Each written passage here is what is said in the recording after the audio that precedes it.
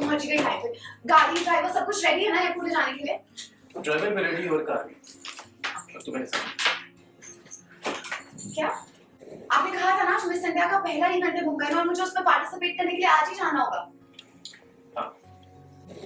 और वो तब तक ही था जब तक ऑर्गेनाइजर्स को ये ना पता चला कि तुम शादीशुदा हो। तो जब उनको पता चला कि तुम शादीशुदा हो मैं तुम्हें डिस्क्वालीफाई करती हूँ। नहीं नहीं नहीं, ये क्या कह रहे हैं आप? आपने तो बोला था आप सब कुछ संभाल लेंगे। मैंने पूरी कोशिश की थी उसे छुपाने की, तो मुझे ऐसा लगता है कि तुम्हारी किस्मत में ही नहीं है मिस इंडिया।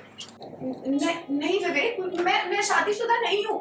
मेरे पति की तो पहले से शादी हो रखी है, इसलिए तो मेरी शादी कभी लीगल थी ही नहीं, गैर कानूनी थी हमेशा से। मेरा मैरिज सर्टिफिकेट भी इसीलिए नहीं बना कभी। स्मिता, ऑर्गेनाइजर्स ये नहीं समझते, उनको ये सबसे मतलब ही नहीं है।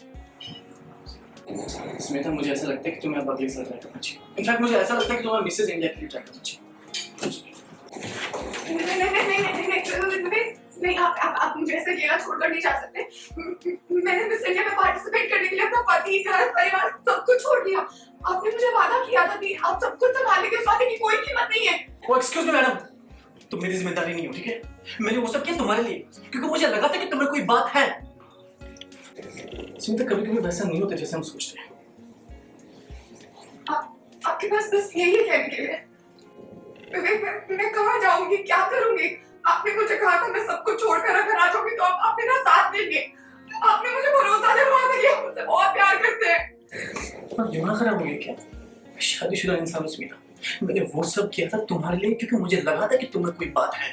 अब तुम इस इंडिया कंटेस्टेंट से बाहर हो चुके हो, अब मेरी लाइफ से बाहर हो चुके हो। तुम अपनी लाइफ की खुद जिम्मेदार।